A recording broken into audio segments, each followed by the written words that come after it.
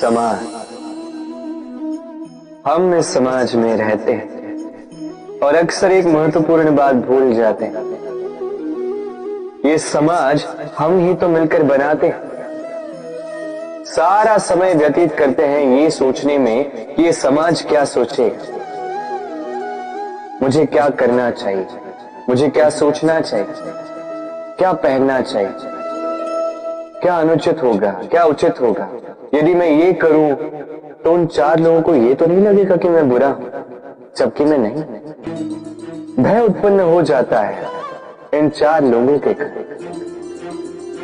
इसके कारण हम अपने अंतर्मन की पुकार नहीं समझ पाते, न सुन पाते हैं, न कह पाते हैं, न कर पाते हैं। इन चार लोगों के भय से हम बुराई का विरोध करना छोड़ देते हैं। किंतु कभी स्वयं से पूछिए, अंततः कौन हैं ये चार लोग? संसार में प्रत्येक व्यक्ति का अपना अपना भिन्न भिन्न व्यक्तित्व है, अपनी अपनी विचारधारा है। तो यदि आप ये सोचते हैं कि आप सभी को प्रसन्न रख पाएंगे तो आपसे बहुत बड़ी भूल हो रही है। जीवन में कर्म वो करो जिससे आपका अंतरात्मा संतुष्ट हो जाए, और अंतरात्मा संतुष्ट केवल तभी होगा जब आपके कर्म शुभ हों। तो अपने मन की पुकार सुनकर इस संसार में शुभ कर्म कीजिए, तभी इस संसार के योगदान में आप सार्थक बनेंगे। राधे राधे। क्या आपने कभी पूरे भरे हुए वृक्ष को देखा है?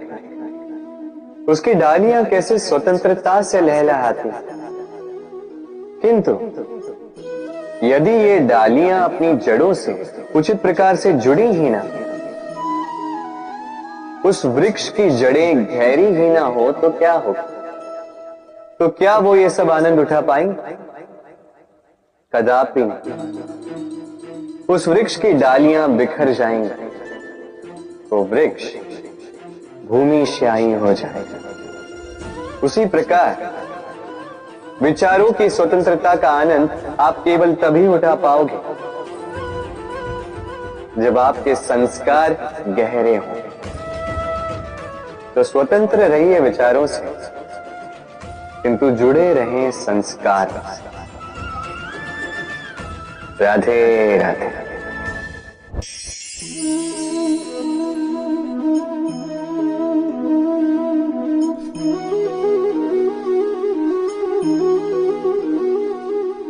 ये मेरी परछाई देख रहे हैं? प्रकाश का स्रोत जब सुहाना, जब दूर हो तो ये परछाई लंबी होने लगती है, किंतु जैसे जैसे प्रकाश का स्रोत सर के ऊपर आ जाए, इस परछाई का आकार छोटा होने लगता है, और अंधकार में तो ये परछाई लुप्त ही हो जाती है। कुछ इसी प्रकार होता है हमारा अहंकार। सुख के आगमन में, वैभव की उपलब्धि में ये बढ़ने लगता है, किंतु जैसे ही संकट का ताप सर चढ़ने लगे, ये अहंकार छोटा हो जाता है।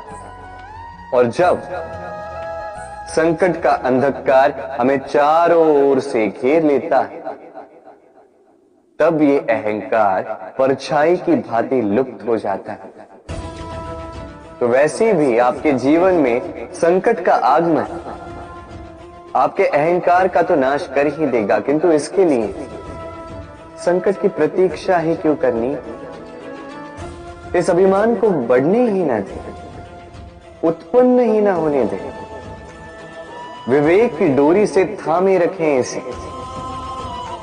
देखिए, मैं श्रेष्ठ हूं, ये मानने में कोई आपत्ति नहीं है, किंतु केवल मैं ही श्रेष्ठ हूं और कोई नहीं। ये अभिमान, ये अहंकार है, और अहंकार और कुछ नहीं, केवल पतन की ओर पहली सीढ़ी है। तो इस जीवन में पतन की ओर नहीं, प्रेम की ओर बढ़े और मेरे साथ आनंद से कहें, राधे राधे। पुस्तिका कितने काम की वस्तु है। कहानी हो, कविता हो, संस्मरण हो, इसमें जो भी लिख दोगे वो भविष्य के लिए धरोहर बन जाती। किंतु यदि कभी ऐसा हो जाए कि ये पुस्तिका मैली हो जाए या किसी पन्ने पर आप भूल से स्याही गिरा दो या कोई वाक्य लिखते हुए आप कोई भूल कर दो, तो आप क्या करते हैं? क्या इस पुस्तिका को उठाकर फेंक देते हैं?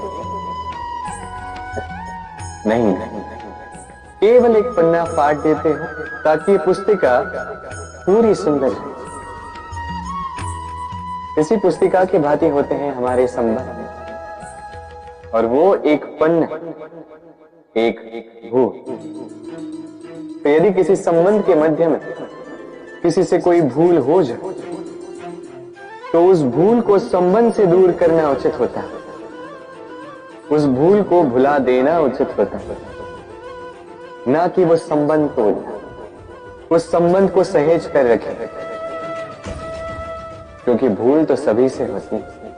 यदि ऐसा करोगे तभी जीवन रूपी पुस्तिका और सुंदर होती जाएगी। एक दूसरे को क्षमा करना सीखिए, एक दूसरे की गलतियां भूल जाना सीखिए, फिर देखिए इस जीवन में और हर्ष आएगा और ये संबंध सांसें लेने लगे।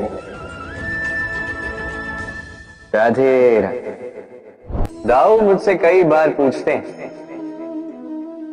कान्हा, तुम राधा के साथ इस संसार को प्रेम सिखाने आए, फिर क्यों तुम ही राधा को इतना सताते हो?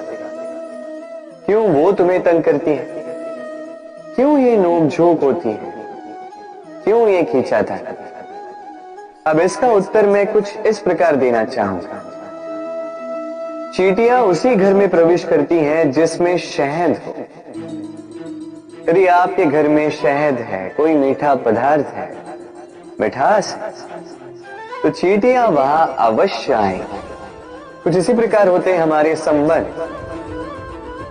तो इनमें छोटी मोटी लड़ाइयां, नोक झोंक, रूठना मनाना, ये सब तो चलता रहेगा, विशेषकर उन संबंधों में जिनमें मिठास हो। स्मरण रखिएगा, जिन संबंधों में कोई नोक झोंक नहीं, कोई रूठना मनाना नहीं, कोई छोटी मोटी लड़ाइयां नहीं, वो संबंध केवल और केवल मस्तिष्क से निभाए जा रहे हैं, मन से। तो इस मन से प्रेम कीजिए और इन छोटी मोटी लड़ाइयों का, इस खट्टी मीठी नोक-झोंक का आनंद उठाइए, क्योंकि इसमें भी प्रेम है। राधे राधे। इन चींटियों को देख रहे हैं, सभी एक जैसी, एक दूसरे में अंतर बता पाना असंभव, मानो जैसे इनका अपना अपना भिन्न अस्तित्व है ही नहीं। किंतु यदि आप ध्यान से देखेंगे तो हर चींटी की अपनी भिन्न कार्यशैली, अपना भिन्न अस्तित्व। कोई घर बनाने के लिए मिट्टी लाने में सक्षम, कोई ढेर बनाने में सक्षम, कोई भोजन ढूंढने में सक्षम, तो कोई भोजन लाने में सक्षम। अब इसी प्रकार होते हैं हम मनुष्य। प्रतीत हो सकता है कि सभी एक से हैं, किंतु प्रत्येक व्यक्ति का व्यक्तित्व, प्रत्येक व्यक्ति का अस्तित्व भिन्न है। और सत्य कहा जाए तो हर एक व्यक्ति का भिन्न होना ही हमें प्रगति की ओर ले जाता है। सोचिए, यदि आपको किसी के साथ हाथ मिलाकर चलना, तो आपको आपके सीधे हाथ से उसका उल्टा हाथ पकड़कर आगे चलना होता है। यही नियम है जो इस सृष्टि ने बनाए, भिन्नता। इस भिन्नता को वरदान मानकर चलिए, इसमें कोई बुराई नहीं है। राधे राधे। जीवन, हमारा ये जीवन सुख और दुख, इनका मिश्रण है। इनके संयोग से, इनके संतुलन से साधा। अभी सुख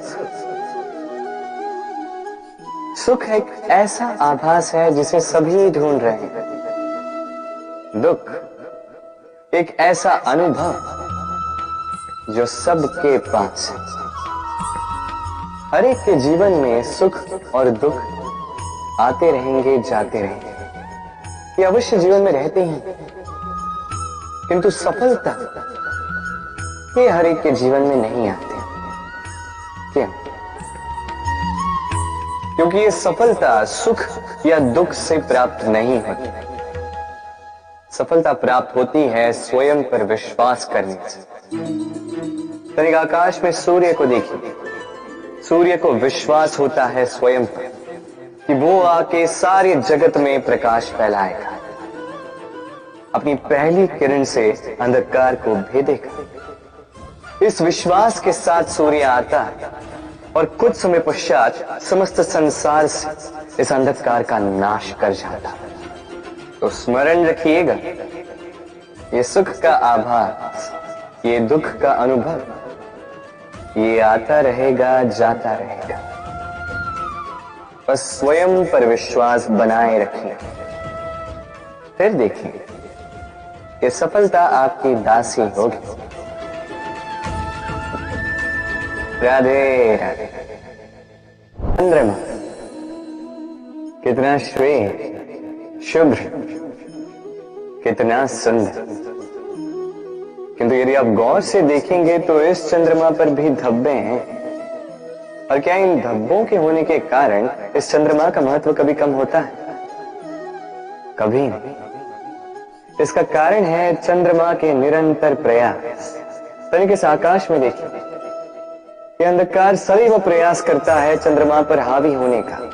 ये चंद्रमा हर समय इस अंधकार से लड़ता रहता है। अमावस्या से आरंभ हुई चंद्रमा की यात्रा पूर्णिमा तक पहुंच ही जाती है,